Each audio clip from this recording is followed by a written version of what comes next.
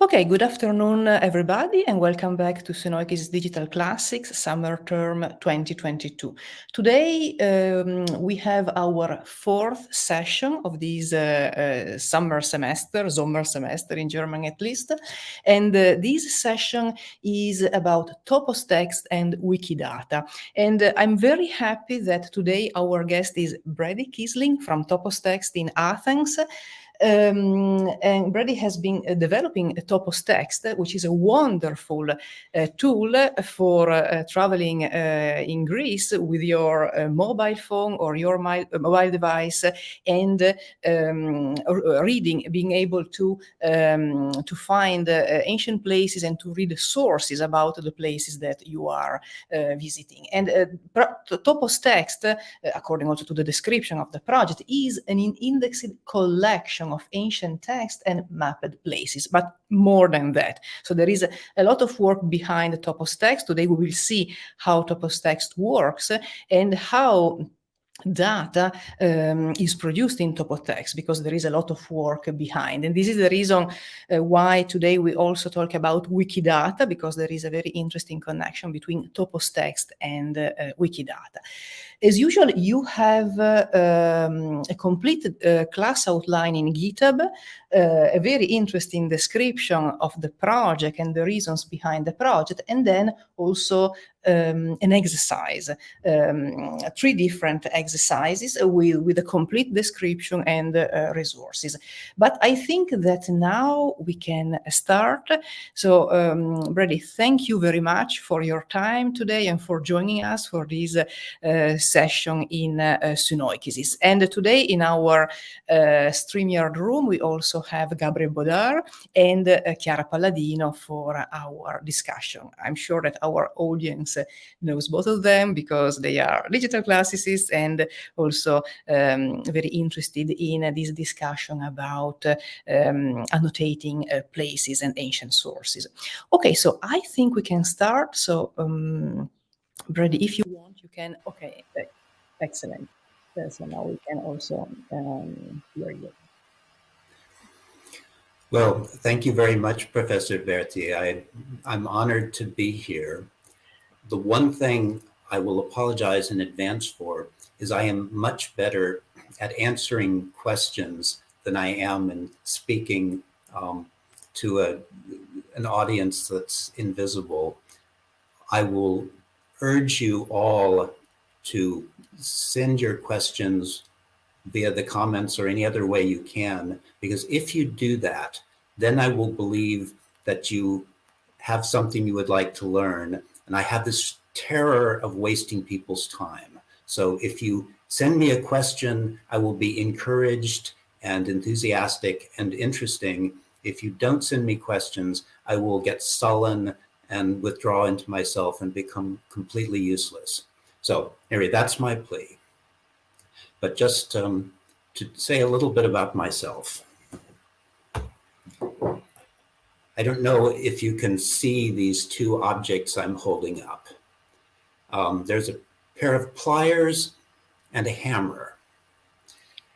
My father loved good tools. He had an excellent collection of them. He knew where they were.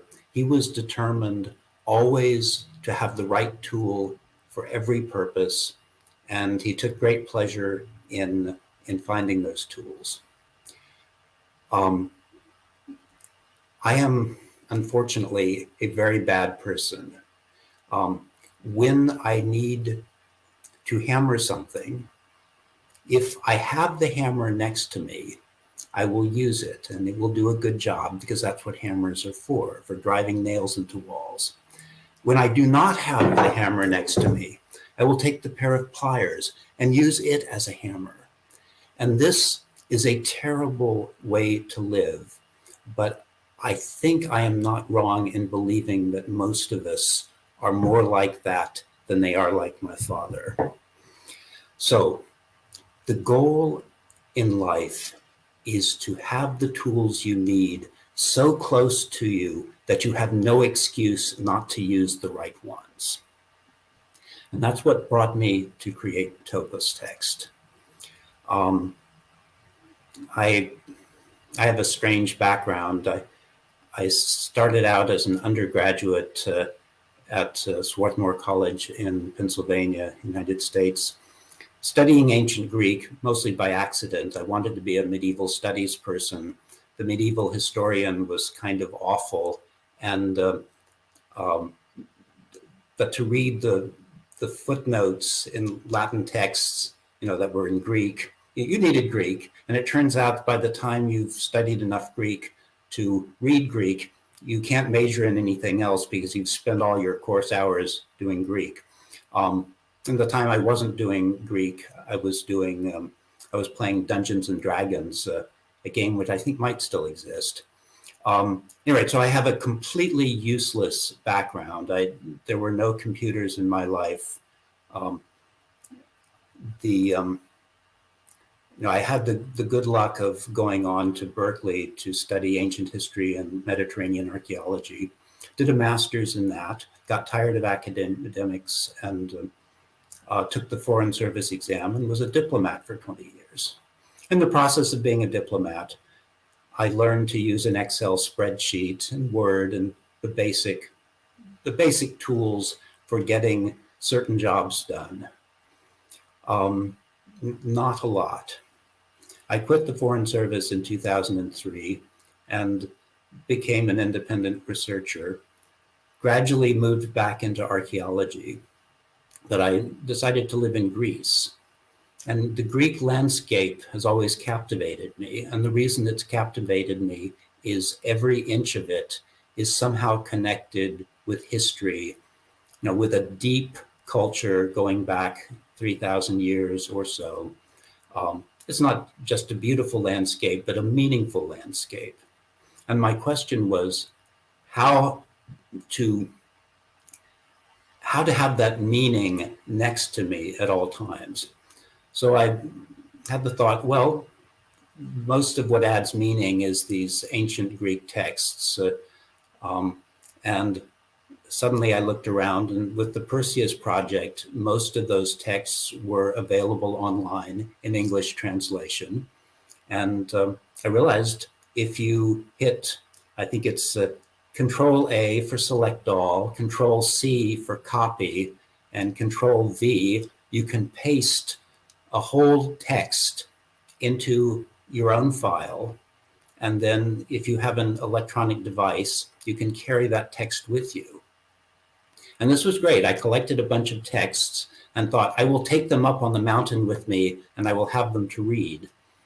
And, it's like using a pair of pliers to pound in a nail. An e-reader with a pile of texts in it is pretty much useless. It's too hard. You do not use it.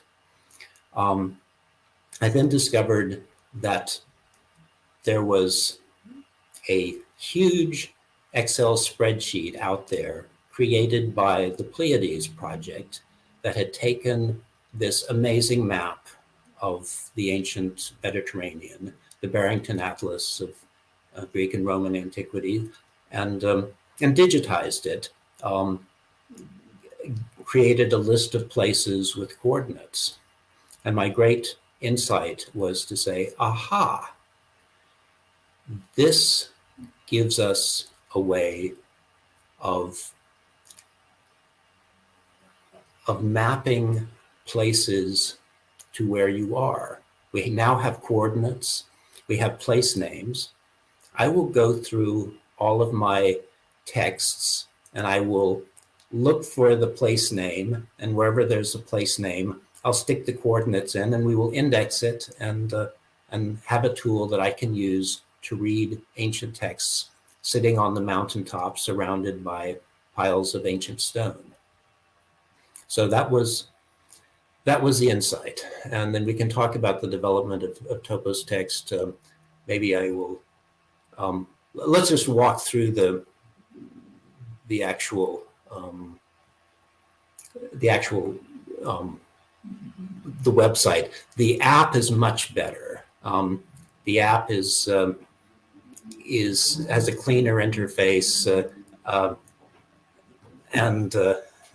and it's more fun to use because you basically press a little button at the bottom and it will zoom in to where you happen to be and show you the ancient places, and then you just tap on them. But say here we are with the map of the ancient world, and ToposText covers, it's about 8,000 places now. Greece is mapped in much better precision than anywhere else. I try to be good with Sicily, with Asia Minor a little bit, but Greece is where I am, and Greece is what I care about most. So, but let's say you have a place you want to see what's been written about it. Now, if you type in a KNOS, if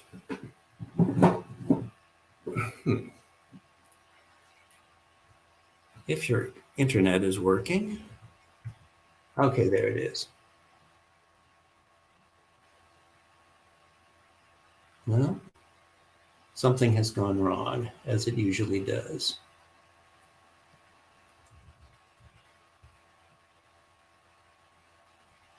Okay.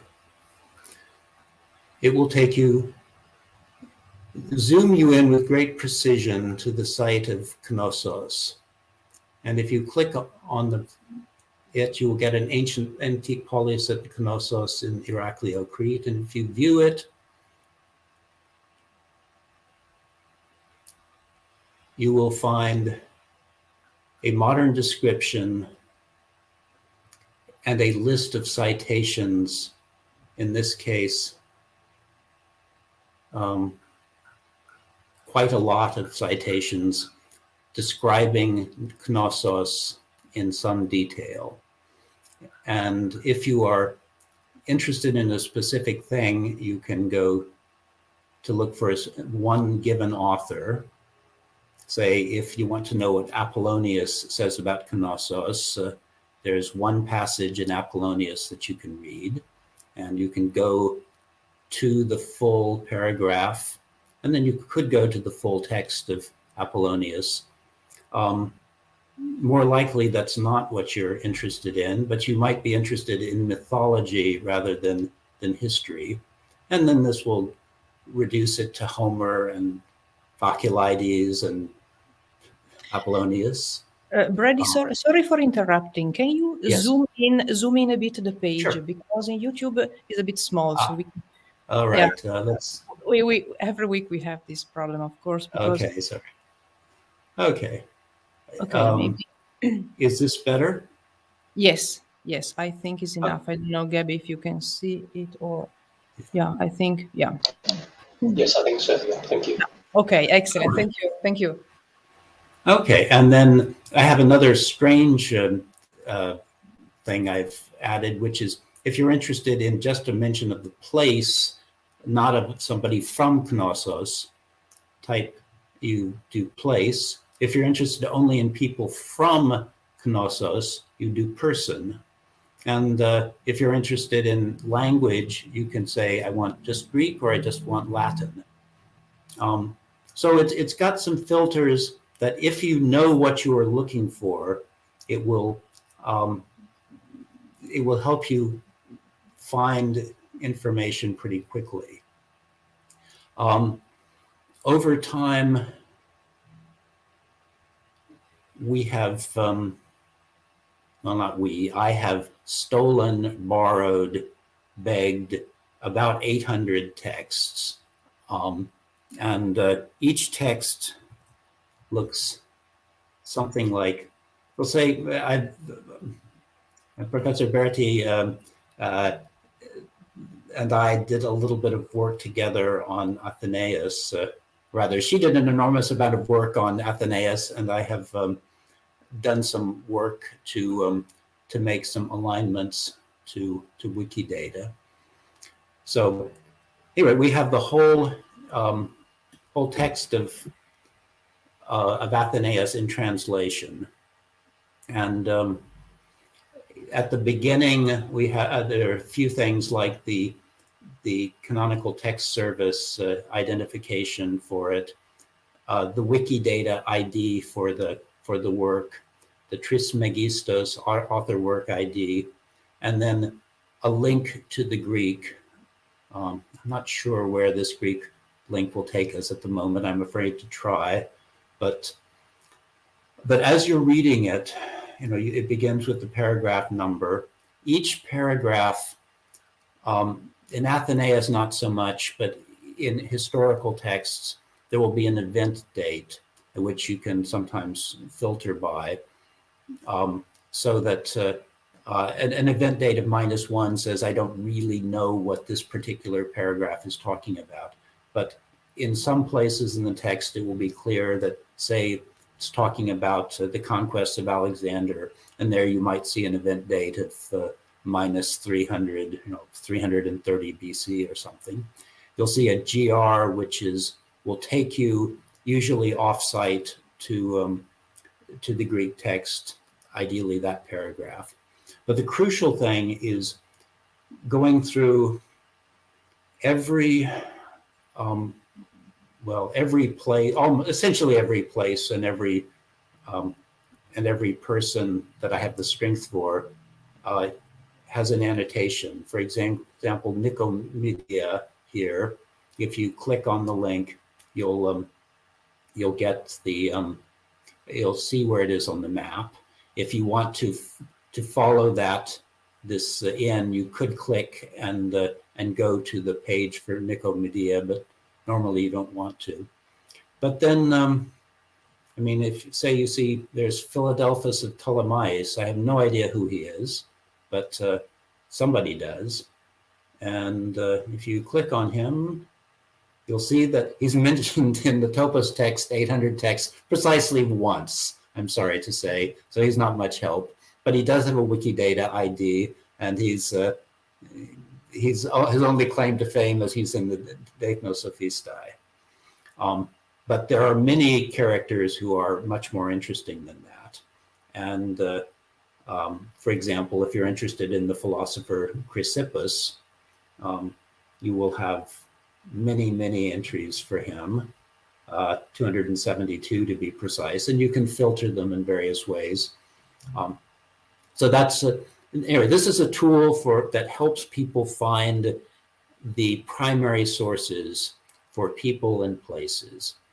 And I think that it's a big enough collection of ancient texts all in one place, all searchable at once, that it's useful to students. Once I had created this text, I started thinking of ways to make it more useful. And the thing I'm proudest of, actually, is the proximity search tool. It's very primitive now, and there are much fancier ways to do the same thing. But if you are interested in Hannibal and his elephants, you can search the entire ToposText corpus, and if you are lucky, you will find all of the important examples in ancient literature of Hannibal and his elephants, and then you can click to go to Polybius's history and read about that. And I envisioned this as a tool for students who are forced to write a paper on some subject and who would like to actually do their own independent research rather than go to the encyclopedia first thing and say, figure out what they're supposed to think. This allows people to go and say, oh, well, this is what the ancient authors say, and this is what I think about the ancient authors. So anyway, that was my goal in doing this, and I'm pleased with it. So where's ToposText going now? Well, actually, let me go back a minute. How did all this happen? And the answer is badly. Um,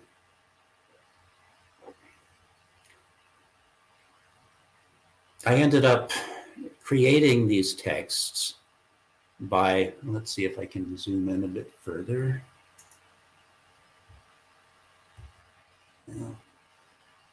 Maybe not. Well, you probably cannot read this. This is the text of the geography of Strabo in the form that I've created it. It is a very simple pseudo XML with my own, private system of tags.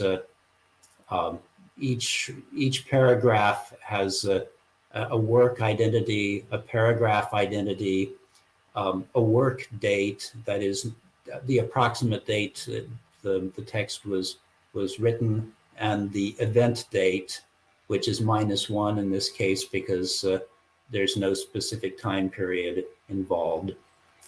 But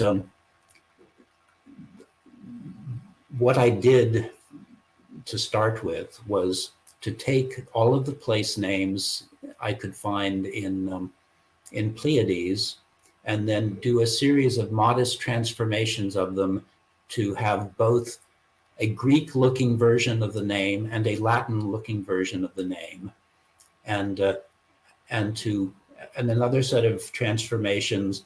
So, say where you had Miletus, I would create Milesian. Just a huge list of search terms, and a friend wrote a script that would crawl through every text I had accumulated, and wherever it saw the word Milesian, it would add the Miletus tag that I had created for it. And we can talk about the tags I used, but if you're interested at some point.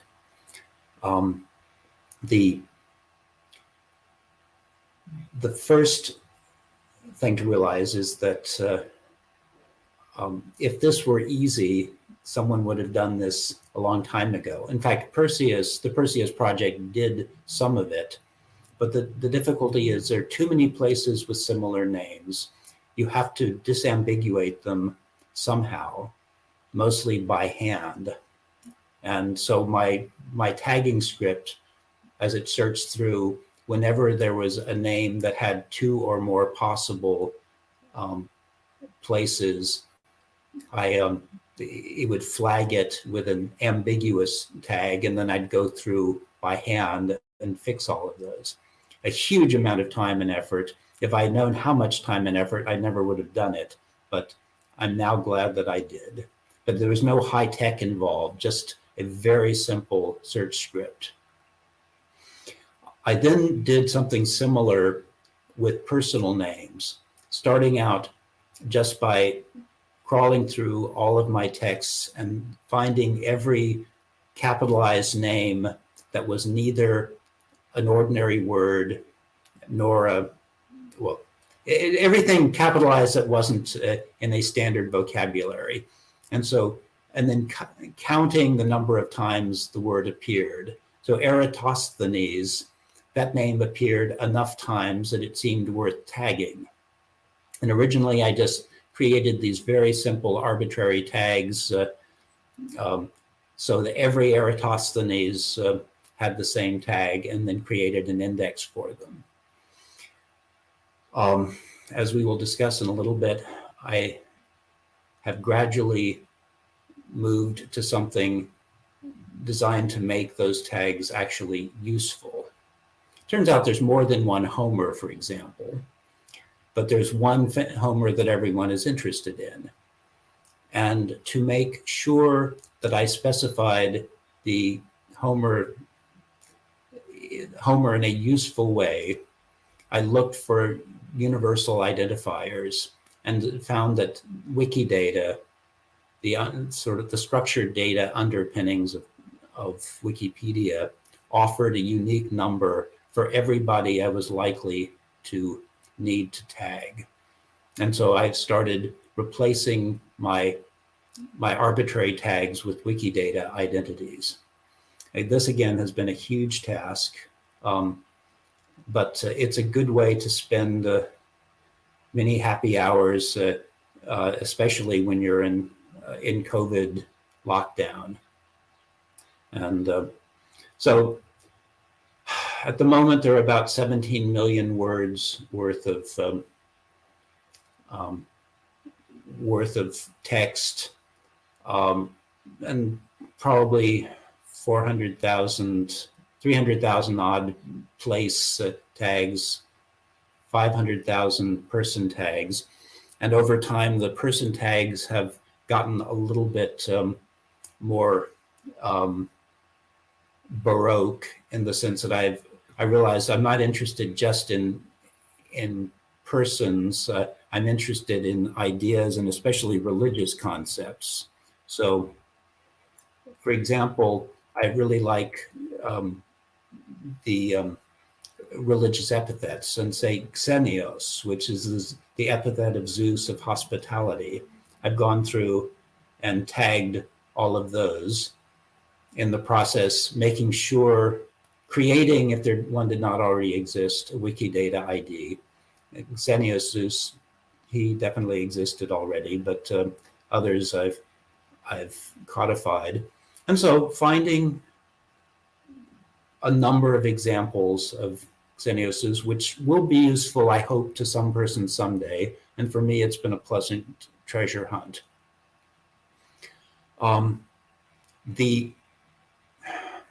Now we come to the hard part, which is I've created a whole bunch of structured data, but it's not linked data. It's not really that open. And how do you make it data that other people can use? And I've, in collaboration with some very bright people, particularly, the Pelagius project, I was gradually introduced to some of the tools for making data shareable. I haven't really implemented most of them. I've done easy things. For example, all of my places can now be downloaded as a Google Earth file, or as a file in the linked open data gazetteer format. That's in World Historical Gazetteer format that can be slurped up by other software. I've got my list of works in the form of reasonably structured, not perfect metadata, which people can borrow. I'm figuring out how to go ahead and make the actual texts available in a more useful form. And the logical thing to do is replace my very amateur pseudo XML. I mean, these random tags I basically invented, with properly structured XML, TEI, the text encoding initiative format, so that they will be conventionally machine readable, make them downloadable, make them shareable. On a temporary basis, the structure of this website is such that if you know about APIs, you can make an API call on this website and say, for example, if you know the CTS, the canonical text service code for something, and the line or paragraph number, you could send in a call, and it will send you the text of the paragraph as in JSON format. I don't think anyone's used this yet, since I don't really know how to format JSON myself either on the fly, but it's out there, and it's an expression of goodwill at the moment, rather than a useful tool that anyone can use. So anyway, that's what ToposText is about. I hope you will download it because it's free. It's large, but it's it's pretty straightforward. Because it covers more than just Greece, you may find that wherever you are, not so much Germany, I'm sorry to say, but many places, there are antiquities that are mentioned and texts that are somewhat relevant to what people are doing. Now, the question is, how many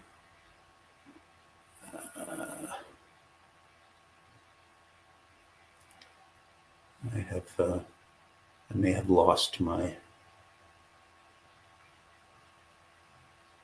no.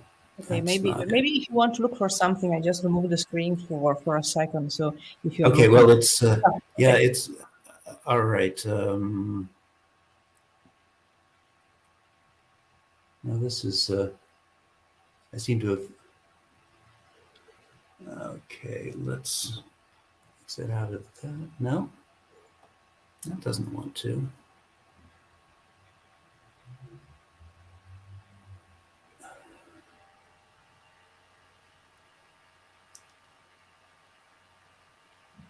No.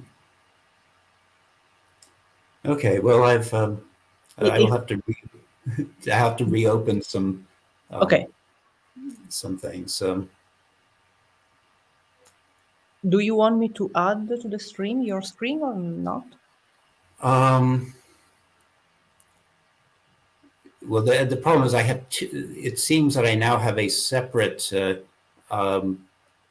separate tab, separate Chrome window that I don't know how to access anymore. No, okay. So, well, So we now, will go ahead with because now I see your Google page at least. Okay, I see your okay. browser.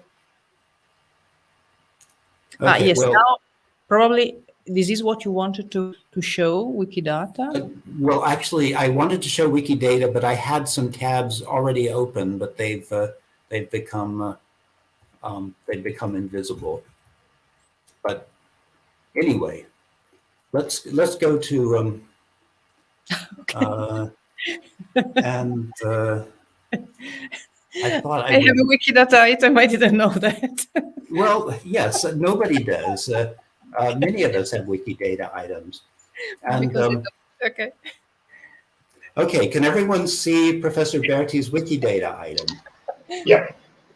Okay, so what do you notice about it? It's got an English label, a Spanish label, an Italian label. It has no descriptions of any kind.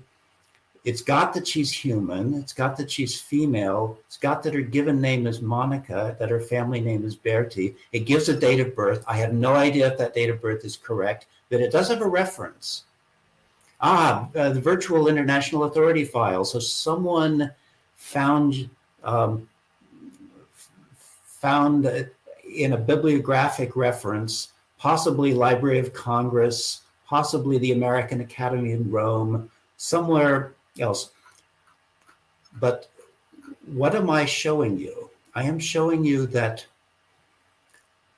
there is a piece of structured data that will allow anyone who wants to refer to Professor Berti in a completely unmistakable way as Q93222-371, or actually, to be more correct, wikidata.org/wiki/Q.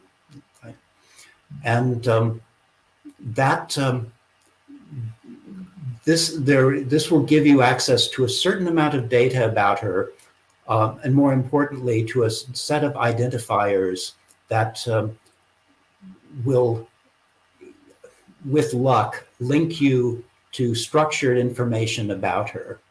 We could go, for example, to the Library of Congress, and it gives a contributor to some of her works. This is somewhat useful. And I see they have a closely matching concept from other schemes, including Wikidata. So what's really important to know here is this is an incomplete link. It doesn't say that she is a distinguished academic currently at Leipzig. It does not give the names of any of the books she has written directly. It doesn't say where she was born. There are many other things it could say about her. And some of those things might be interesting. But let's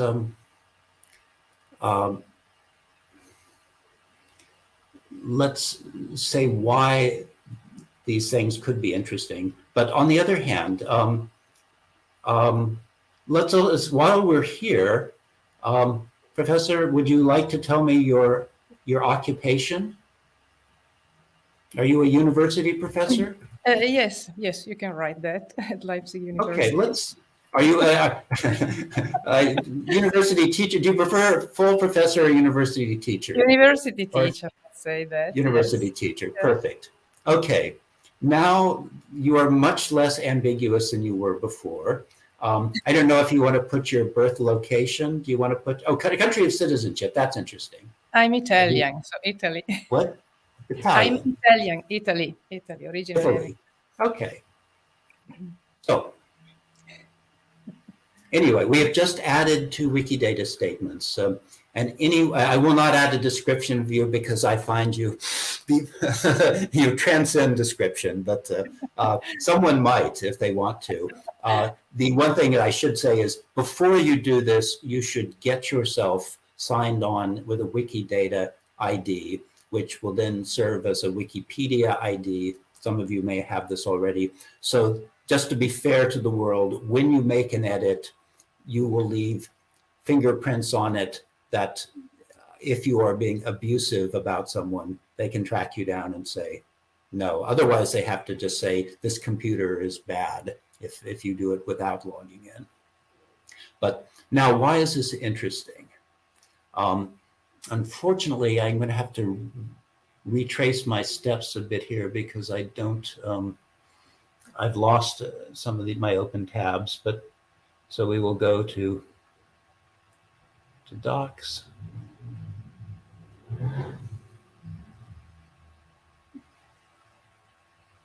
Query resources.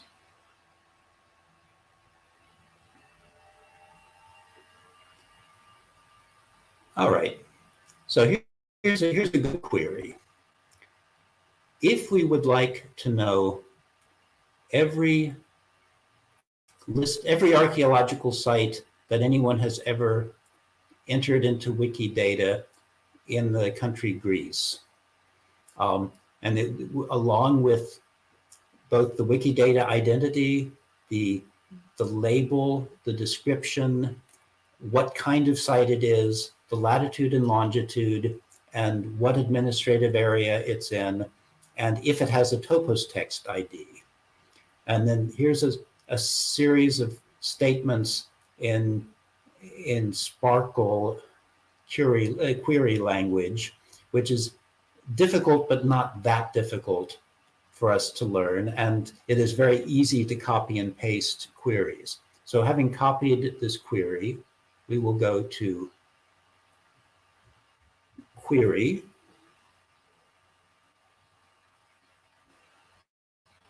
We will paste in this query. We will hit, and the one interesting thing to note is I am asking it to provide labels.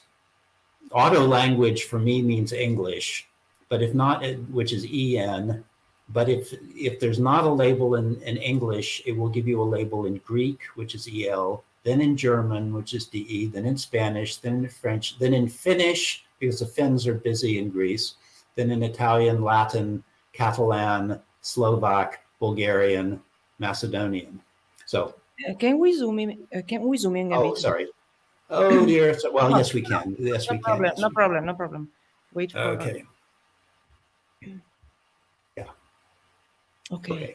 Is this better? And Yes. sorry, just for our audience, Brad is using the Wikidata query service, but in the class outline, you have a link to this document where you have these examples of these queries, and the link is also in the chat. So for people following us, so if you feel lost, anyway, you have a complete description in the class outline and also examples of these queries. So. Yeah. Yes, thank you. Very good point. And there's an excellent tutorial about the Wikidata query service. But the point I want to leave you with is that it is possible to write a query that will find an unbelievable amount of information from Wikidata, and not just a thing, but where the thing is from, who it's described by, um, and, uh, uh, and sort of second generation queries as well. So here we end up with a list of 3,616 results for archaeological sites. Many of them are duplicates, and there are reasons for this. And the duplicates can be avoided if you know what you're doing. But I'm afraid I'm not very good at that. So what we will do is we will download this table as a CSV file.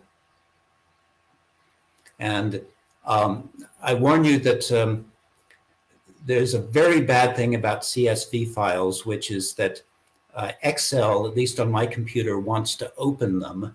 And it does a very bad job of opening them because it doesn't understand the encoding and messes it up. Wikidata uses UTF-8. Excel will use all kinds of weird things. And so various characters will get wrong. But you do not have to use the Excel version. Just close that and you don't save it. But now we will go to Google Earth. I hope you all have Google Earth because it's a wonderful free program. If you don't have Google Earth but have another GIS system, that's also great. And we're going to import this data with import. And we are going to look for this query here, which is the most recent one, query 18. And we are going to hit open. And it is comma delineated, delimited, comma, text encoding UTF-8. And you look at the preview, it looks okay. We still see the query in Wikidata. Ah, okay, here. Sorry. Yeah. Oh, I'm sorry. My mistake. I will try to fix that if I can. Now I can see, yes, the import of Google Earth. Yes. Okay, but you can see the import of Google Earth, but you're not seeing the screen of Google Earth. Oh, I see it. It won't let me do that yet. Okay, well, here is the import feature. It correctly recognizes that latitude and longitude are latitude and longitude. We go to finish. And it will give us a message saying there are too many features, and we will. Does it want all of them? Yes, we will say all of them. It doesn't like it when there are more than 2,000. It says, do you want to apply a style template? And you say yes, and you create a new template, and you want to set the name, and the name will be the item label, and the color. Let's set the color from the field of entity label.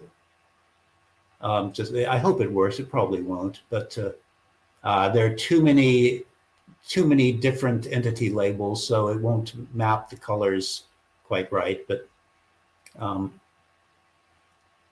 then we will just hit OK, and we will then save it. And now. Can you see? Yes, now we can see Google. Okay. And so now our query exists as a Wikidata file. And if we click there to show it, oh no, it didn't do the colors right, but such is life. But each of these dots is now an archaeological site in Greece. And unfortunately, in many cases, you will see that there are many different archaeological sites for Greece because, or rather, one site has multiple coordinates, or there are other issues. But still, you can see at a glance that there's a lot of information here. And then when you go to each of these places in Google Earth, there you can then go back to the Wikidata ID for it, item for it, the Mataranga Tholos, a prehistoric tomb site in Thessaly. No.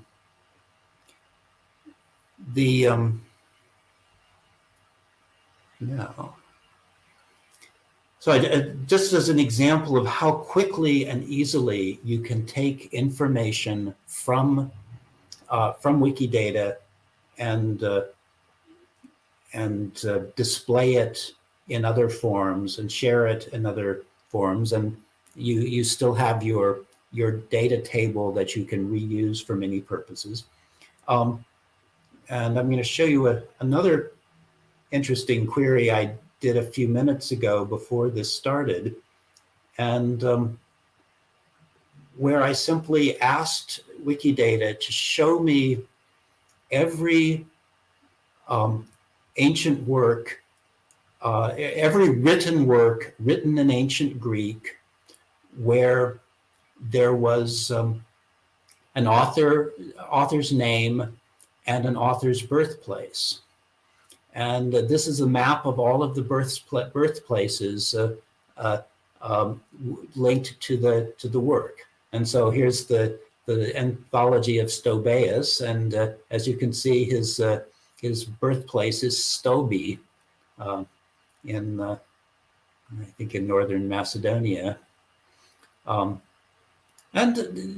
there just the idea that this data is free and open and accessible to everyone inspired me with the idea that ToposText should do the same. It should be as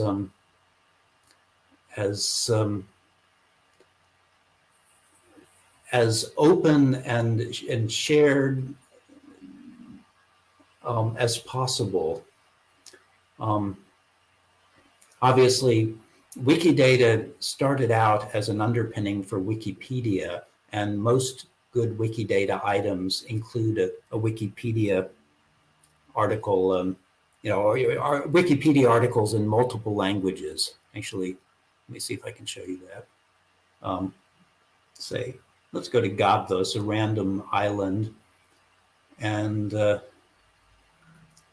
it has, I can't believe it. It has no Wikipedia articles, but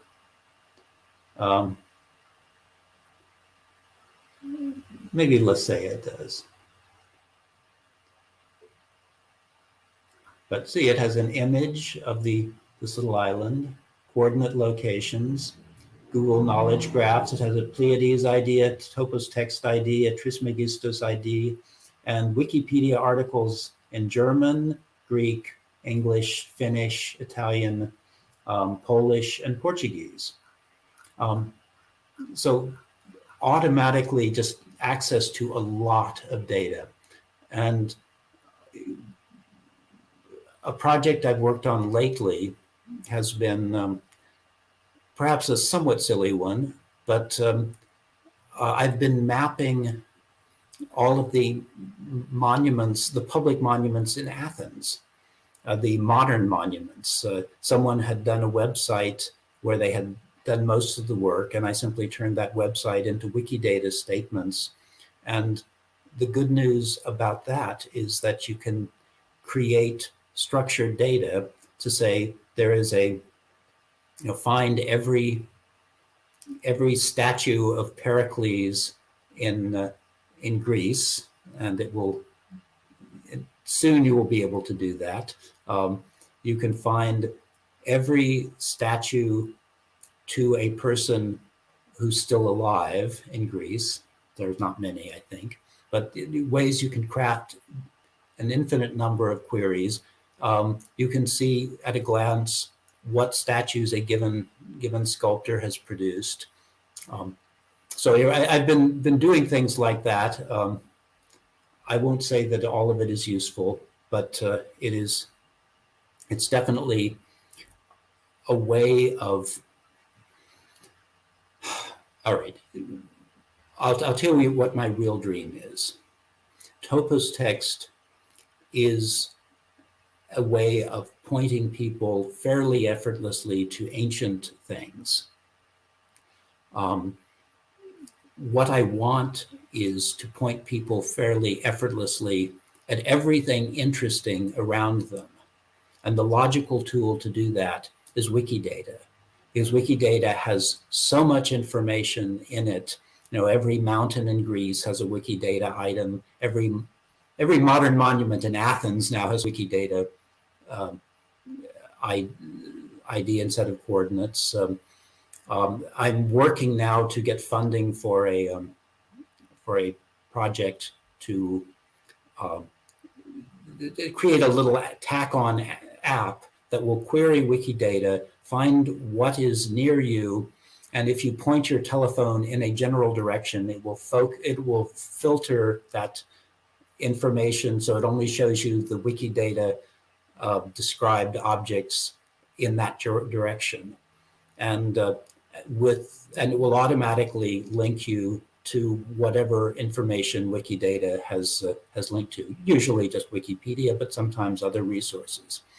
And it's a trivial thing to do technically once people have done the work of adding material to Wikidata. So anyway, that's where I've been going with this. I think I've spoken for far too long, and it's time to turn this over to people with questions, and then I would cheerfully tell you about how you raise money for crazy projects, which is not very much money and not very well, and only by starving yourself, but things of that sort. So. Okay, so thank you very much for this session, and you mentioned many interesting things. So, and please, for our audience, I see that we have people on YouTube. Please ask your questions, any questions, so don't be shy. But well, starting just with Wikidata, yes, this is a wonderful resource. And for example, and thank you for showing my item. I don't have a Wikipedia page, but still, Wikidata has ingested also information about me, because I'm a professor. I am also a scholar publishing data in papers, and definitely something now is in Wikidata. And working with the ancient sources, I know that you can find many interesting pieces of information, for example, about ancient authors. They don't have a Wikipedia page, as you mentioned before, for other places, but in Wikidata, you find a lot of things, including forms in the original language. For example, I'm interested in ancient Greek, and you can find there more ancient Greek than in other philological resources. So, and definitely Wikidata is wonderful. And you have shown us really very interesting examples. And then again, so for our audience, of course, ToposText is wonderful because you don't have to sit in your room and use it, but it was meant to be used while walking, hiking, biking, driving in Greece and exploring ancient Greece. And then you can use ToposText to find sources, to find maps and everything. And the interesting thing you mentioned at the beginning, you can use ToposText if you know what you're looking for. Yes, but also if you don't know what you're looking for, in the sense that, okay, you know that you want to read a text, you already know. On the other side, you can just ask for text about Hannibal and elephants, and then you will discover many interesting things. And this is also how we can use Wikidata. We can look for something we already know, but at the same time we can find many new interesting things for our work or also our pleasure. So, but maybe we can start the discussion in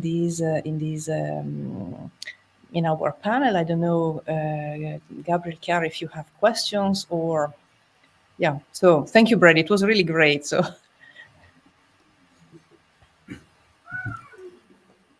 Thank you.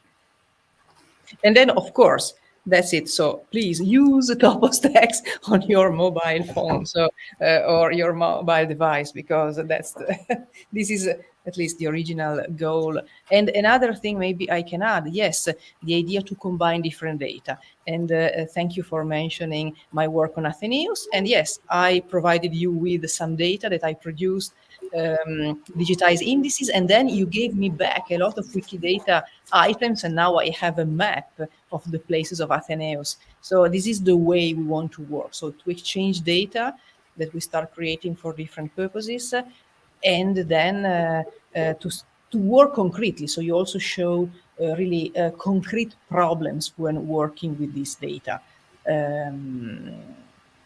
Starting also with your private tags.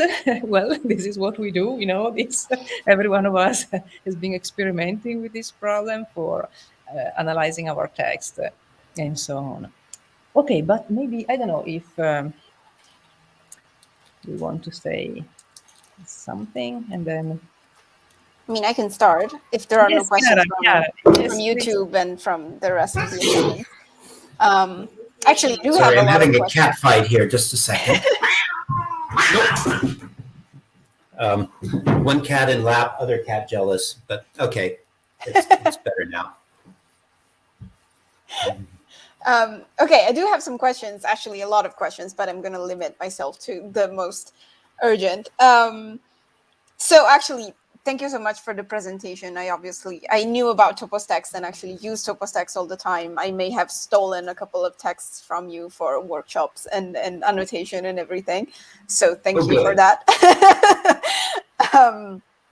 And also, as Monica was saying, thank you for also, clarifying all of the manual work that gets into this, because people are sometimes surprised to learn that it's not just about the magic box where you put the text and it gives you an output and then everything is magically there and you have your pretty website. Actually, the real work is like the philological work of disambiguation and tagging and everything, that there is no way really to sort out that it's not a human taking all the time to do all of the work, even in English texts, not even in ancient languages, even in English, that's sometimes very, very hard work, which actually brings me to, I don't know if it's a question or not, it's more maybe a compliment. This is a titanic work, annotating and disambiguating all of those names and making all of those annotations. So my question is, do you have somebody else who does that? Do you have a way to crowdsource it? And how can people participate? I mean, we're having a Sunoikis session, so maybe people want to know how they can help you. Well, the short answer is I've had almost no help in the work of actually annotating. I had some brilliant help from Bruce Hartzler in writing my scripts originally, and Bruce is based in Athens. He was the computer guru of the Agora excavations. He now works for David Packard and the Packard Humanities Institute, doing amazing things. And I bought him a couple of beers, and he sat over his computer and pounded out some scripts. And if you know what to ask people, the world is full of people who can write good code, but you have to know how to ask them, and you also have to know what beer they drink. It's not an insoluble problem. And the best thing though that Bruce did was, at a certain stage, he said, I've done the basics. Now you have to learn to write a little bit of code yourself, essentially to tweak the code as ToposText evolved. And that has changed my life, because with a little tiny bit of coding, you can take any string of letters and turn it into any other string of letters, reformat things quickly and efficiently. And anyways, I do tell everyone, learn basic regular expressions. It's like the wildcards in Word. If you can do regular expressions, you can take any piece of hopeless trash and turn it into structured data. Not quite any, but most. I mean, you can take your dissertation as a Word file and turn it into a spreadsheet. I have done this with people's dissertations, and it's about 3 hours work once you know what you're doing, and you can transform a dead piece of paper into real vibrant data that can be shared and used. But yes, it's a huge amount of work. I would love to find people to help me. Unfortunately, many of us in this profession are just total lone wolf, solitary people who go into our, who are not smart enough when we don't have the hammer lying there. It's not even a matter of getting up and looking for it, but we could say, excuse me, person next to you, do you have a hammer I could borrow? And taking that step, if you can do that, that's really good. So I'm very bad at asking for help, and also I'm very bad at explaining what I'm trying to do. But all of my texts are full of mistakes. And if I were a proper academic, ToposText could not have happened, because we are terrified as academics to make any mistakes, because somebody will say, aha, you have the wrong naxos there. I have the wrong naxos all over the place, and it doesn't make ToposText less useful that there are a few mistakes in it. In fact, the mistakes are what engage people most. I spend hours going down rat holes when I find a mistake, and I always do, following it to try to fix it, discovering that leads me to 6 other issues, not all of which are mistakes, but some of which are interesting scholarly questions that should be solved, but probably not by me. Well, I think you mentioned two fundamental things. We are alone, even if we are in this global interconnected world, for various reasons that you already mentioned, also because we are not able to ask for help, or at least because we want to solve the problems. This is another part. But this is true. And then mistakes. Well, yes, you're right, of course. But this is something that we have been learning a lot while working in the digital humanities. Of course, mistakes. We have mistakes also in the printed world, so this is the big illusion. But today, with digital data, definitely we have more mistakes. But because the technology is there, we still need to create data. And that's the thing, to learn to face mistakes. I know that personally. Of course, working in the academic world is even more difficult, because you need to produce good data, etc., for being evaluated and so on. But this is something we have to learn to go on. So, so thank you for mentioning this, because also because the data that you have been using and were produced in academic places have mistakes originally. So your mistakes are inherited from other mistakes. So, I mean, we know that. We know this very well, and there are various reasons.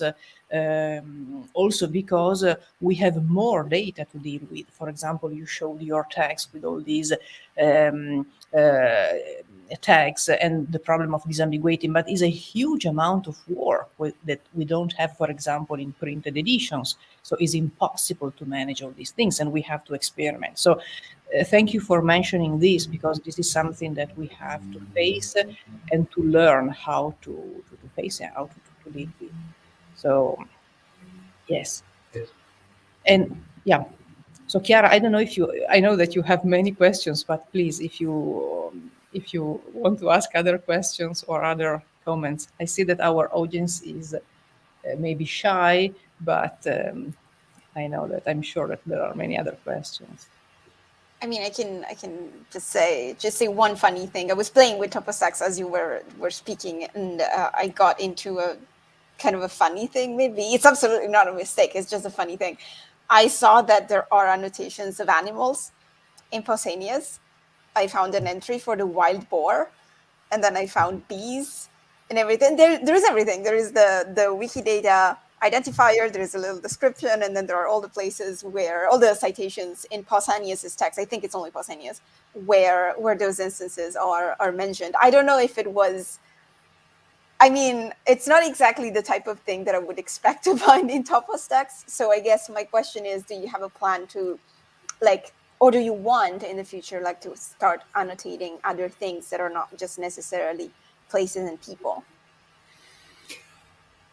Pausanias is somewhat unrepresentative because I became involved in a project with Elton Barker and Anna Foka, based now out of Uppsala University, trying to densely tag Pausanias using Recogito, this very nice annotation platform, not only tagging entities such people, places, events, but also drawing relations between entities, and so that my dream is we tag all of these places and people and events and concepts with their Wikidata tags, and then with the relation feature, and then use those to export Wikidata statements, which we then upload. And each Wikidata statement, Pausanias reports that Theseus killed the Minotaur. There's a relation, Theseus, who's Q something or other, Minotaur something, Q something else, killed, and we can then upload that with a reference, Pausanias, description of Greece, paragraph such and such, and you can automate that fairly well. So one day, all of Pausanias will be a series of data statements of that kind. And for that reason, I started out from the beginning annotating cats, because I like cats, and the cats are on my lap, and find it, it's impossible to avoid thinking about cats. But other things, as they seem to be topical, I'll just go through at a certain point, say, oh, here's an interesting concept, and I will find the Wikidata identity for it, and then search through all of my texts and add a tag for that specific thing. Anything that anyone's interested in, I will cheerfully create a wiki, create a tag for it. Just let me know.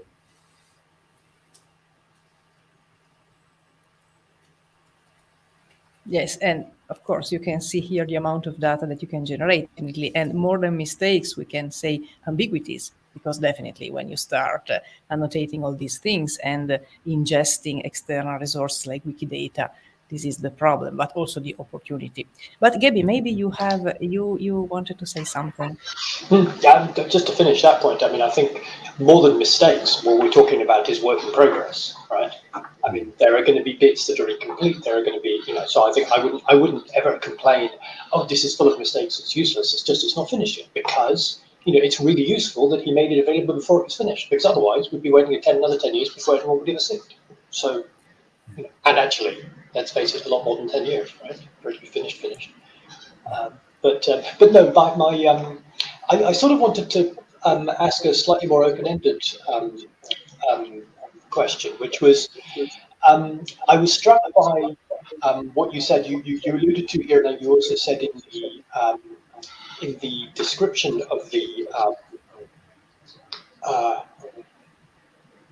session that if there were some things you've known when you started that you know now, you might never have started, and it might never have happened. And I think on the one hand that would be a shame. Obviously, that would be a great shame. Not only because it's really good that this has happened, and in many ways that it's happened the way it has happened, but also because I think hope at least that the field of digital humanities and the field of work around linked open data and geographical annotation and so forth has processing workflows for making it possible to do things, not just expectations for making it impossible to do things without full resources. And so I'd like to sort of rephrase, recast that comment about, in some ways it was good that I didn't know how horrifyingly big a task this was and things like that, to more of a question of, what might you do differently? And this is in a sense, this is a question on behalf of students or junior scholars who might be about to start a project. But what might you do differently? What tools are there available now that might have saved you time or might have enabled you to do things differently or better? What relationships with people, what communities do you now know about? What sorts of collaboration would you make sure you had before you started, or would be one way of moving forward? I mean, you talked about being able to ask somebody for a hammer and that sort of thing, which I think this is extremely important. I don't think any project I've ever done in my career I would have done without knowing who to collaborate with. So those sorts of things I think are really important. But just generally, sort of lessons for a project of this sort of size. It's not so much about complain or criticizing what went wrong, but learning from things and thinking about what you do differently now, if that's not too open-ended a question.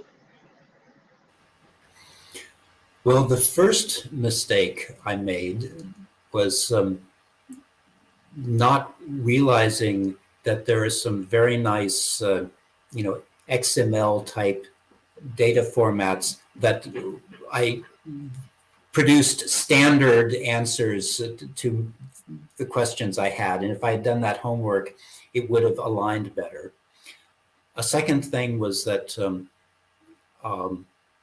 especially for people, if I had understood that Wikidata identities existed, and if I had known how to search Wikidata, I would have started with those IDs from the outset.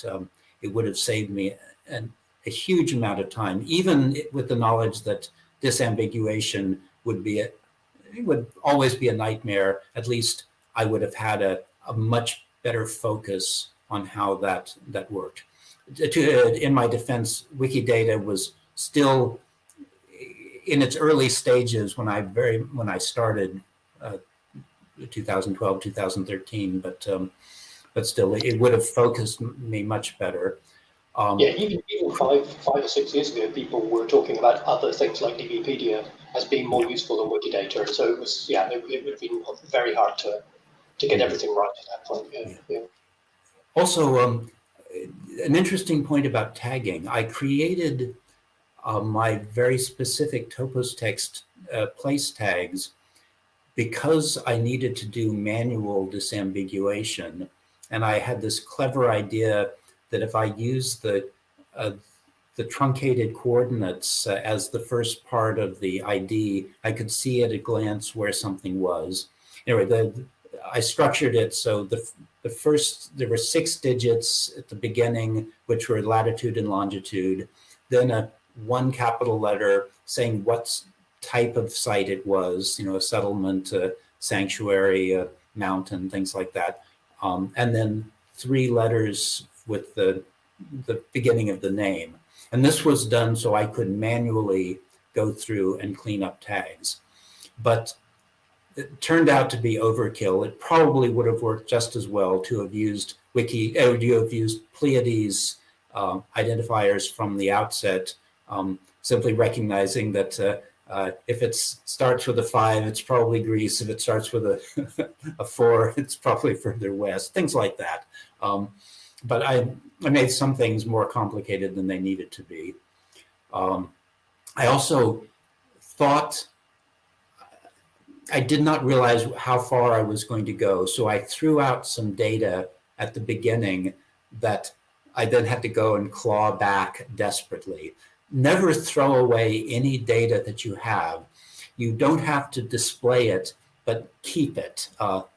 And realizing that I use Excel spreadsheets rather than fancy databases to maintain most things, because Excel is easy, and with a few little tools, VLOOKUP and pivot tables, you can pretend you have a database pretty well. But there are a lot of things I could have done more intelligently when I started. I just wasted a lot of time reformatting things that never needed to be reformatted. You just output them differently.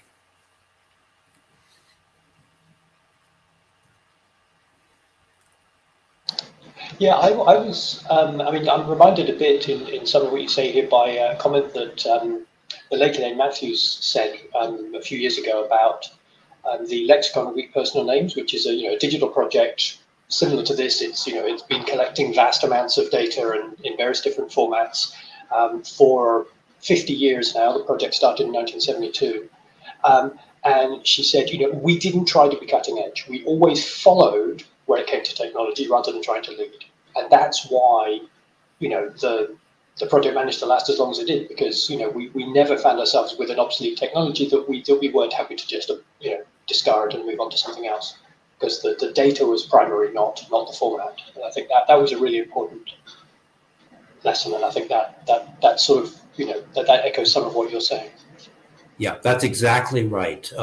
If you have data that's organized in any reasonable way at all, you can always reorganize it to do what you need to do. But your interface is always going to change, because there's always something better. I desperately want to fix my mapping interfaces, both in the app and the website, because they're not as good as they should be. But we have the problem. There were some beautiful map tiles from the Ancient World Mapping Center which became unavailable, and I think they're coming back. I hope they're coming back. But just technology destroyed a lot of good projects, or at least caused it to lose a lot of its utility unnecessarily. And one of my reasons for Wikidata is simply that I think it's probably going to survive, and the guts of it are going to be relatively consistent for the next 10 or 20 years. I mean, I hope that's the case. And more importantly, it's so widely used that even if the entire Wikidata and the rest of the Wikimedia infrastructure disappeared, the URIs would still be meaningful because other people are using them. Yeah. And partly because you're using them. If I look for a Wikidata URI, among the things I will find are ToposText annotations, and that's already useful data that's not coming from Wikidata.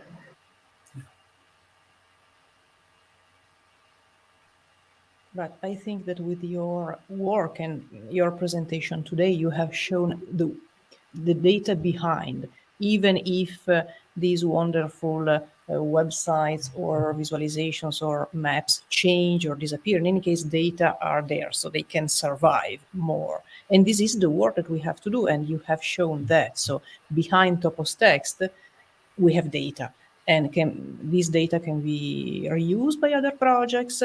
And if you change the interface, I mean, still the data is there. And this is the important work. Of course, we need to visualize data. This is an essential component because we can also discover new things. But I think that your project in this case is a very good model for working concretely with data, producing data that can survive, definitely.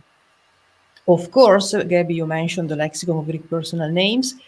This is a project with a structure before, because originally it was a printed project. In this case, with ToposText, we are beginning with many possible questions. Of course, you had and still have a goal, mapping ancient Greece and reading sources about places, but still, it was born as a digital project, so without, let's say, borders or limits. And as you are saying, so if you have questions, I can produce new data. So this is these new, let's say, we are in this situation today, so we don't have limits in some way. Yeah, the fun thing about the lexicon we post on EMS is it was always a database. Just in 1972, it was one of those databases that is in a shoebox filled with pieces of cardboard. I mean, but it was still a database, right, with structured data on. And it was digital very, very soon after. Yes, exactly. They have a database and we can use it. I know because I'm using it, not only for names, but also for places. Of course, it started as a printed product, but today is a database and can be used and can be queried. If you have lemmatas of proper names, you can definitely query it and get results. And then hopefully in the future it will ingest new data produced, for example, by your work on ToposText. Yeah, well, my goal is that everything I do should be aligned to the more scholarly, more formal databases. And what I'm hoping is that Wikidata can be an easy alignment tool for doing that, because you have the computer skills and the structured data to do very fast comparisons between Wikidata items and your own database, and essentially one day there will be a lexicon identity in Wikidata and vice versa, and then all of my stuff will just go directly to yours and without any intermediary.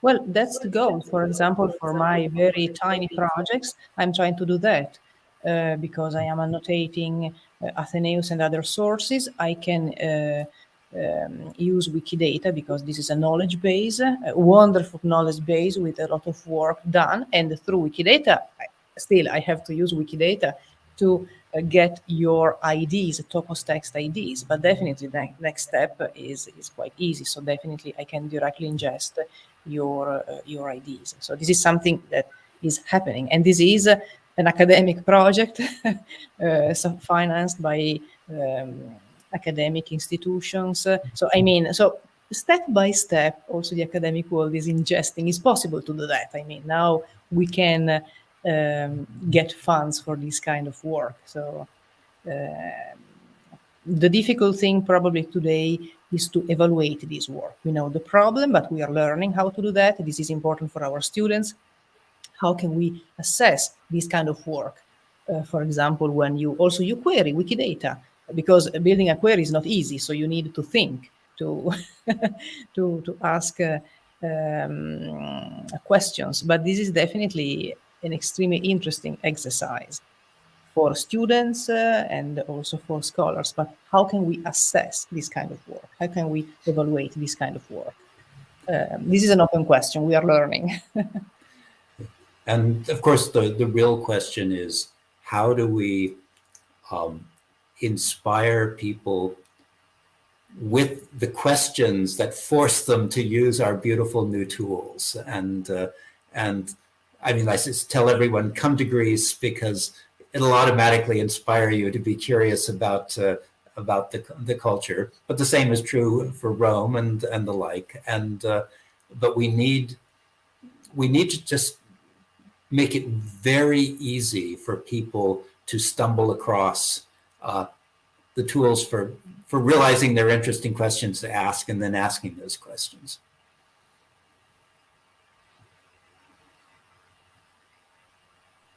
Yes, definitely. Of course, visiting places, archaeological sites, museums is a way for getting more people. And then maybe your data can be also used in museums. For example, we begin to see, I know that for Italy, for example, in museums, we begin to see QR codes for accessing digital data, and ToposText definitely could be an interesting resource. We know that for inscriptions, for example, when you visit, there are museums in Sicily also where they already have QR codes for specific objects, and then you can access different resources. And ToposText could be a great opportunity also for contextualize, for example, an object, and then read sources about that. So I hope that this can be true also maybe in Greece. I don't know that, because for the pandemic,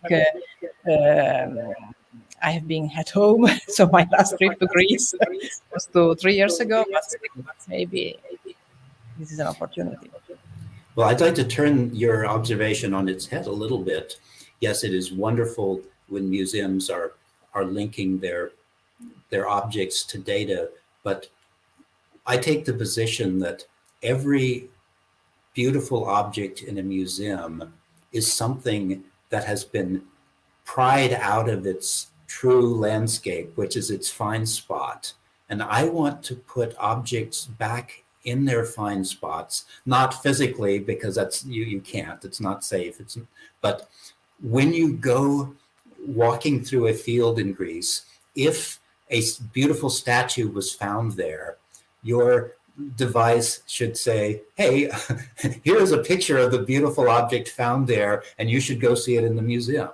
And that's one of the things that I'm working on now, is how you take find location coordinates, put them into Wikidata, and then access them properly. And it's not hard to do if museums take this project on board, because I think you need a two-way process from museums and the world outside that fills museums with objects.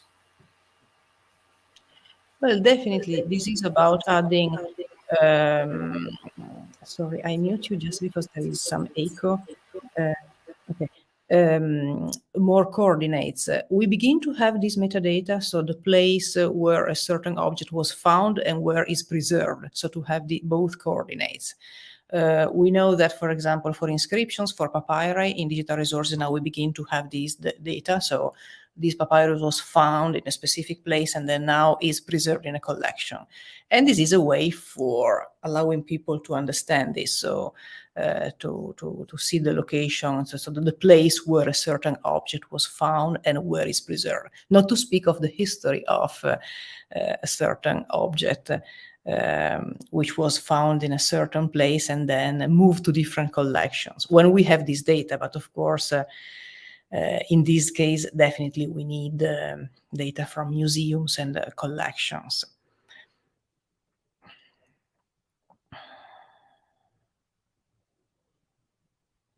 Yeah, original location, mention places, etc., etc. That's the thing, etc. So of course we can add really without limits, and this is the fascinating thing about the data we work with, no limits.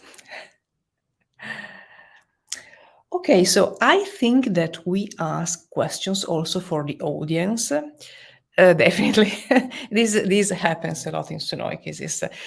So, Brady, this is the first time for you in Sunoikisis. So, many times we discuss in the panel, and so our audience follows us, and so we don't have questions. But I think that we really covered a lot. And I don't know if there are other comments because or other questions. No. Yes, please, if you want to say something, yes. Well, if you can persuade any of your students to take a look at the exercise, if they have any questions or anything, please have them email me and I will cheerfully answer. Anyone can email me, and I will enthusiastically answer questions, especially if I think that you will do a little bit of work to improve Wikidata's description of the area around you. Okay, yes, thank you for mentioning this. Again, in the class outline, you have a section with an exercise where you can experiment with Google Earth and Wikidata. Those instructions are perfect. You can follow them. And now with this video, you can also, you have another help. So please use it. And definitely my students will do that because they will work with this session. They will produce data. And I will email you also because I'm working, as you know, on different sources. And so definitely I will have many questions, and I will produce data. But thank you, really. Thank you very much for your time in general, okay? And we need people like you for producing more data, so definitely. And I think this is one of the best exercises we have in Sunoikis, is because we have a complete instructions, and also you have a link to a Google Doc with the sample queries. Thank you for providing us with that, because we can learn how to produce queries, okay? And definitely, as you said, so you can really ask so many different questions and get many different data. Okay, so our time now is over. So again, thank you very much, Brady, for your time and for this wonderful session. Now we know more about ToposText. And definitely, this is a project, as we were discussing at the beginning, so helping different communities, not only classicists interested in traveling in Greece, but also digital humanists and computer scientists interested in getting more data for very different purposes, of course, focusing on historical sources, but still we need these data. Okay, as I mentioned, everything is in GitHub. So next week we don't have a session because it's holiday in Germany, but we will have a session in 2 weeks, and then we will change our topic a bit. We will have colleagues from Berlin talking about a project for working with Latin, the Machina Callida, how to again produce data for teaching Latin, for learning Latin. So again, our session now is over. Again, thank you again, Brady. This was really wonderful. Thank you, really. Thank you very much. And of course, let us know if we can help you. You email me for data for Atheneus, but definitely, so we are here if we can help each other. We don't have to be shy, but ask for help, as you mentioned at the beginning. So ask, we have to learn that. And okay, and thank you to the audience. Thank you, Chiara. Thank you, Gabby, for today, for the discussion, and see you next week. Okay, bye-bye. Thank you, bye.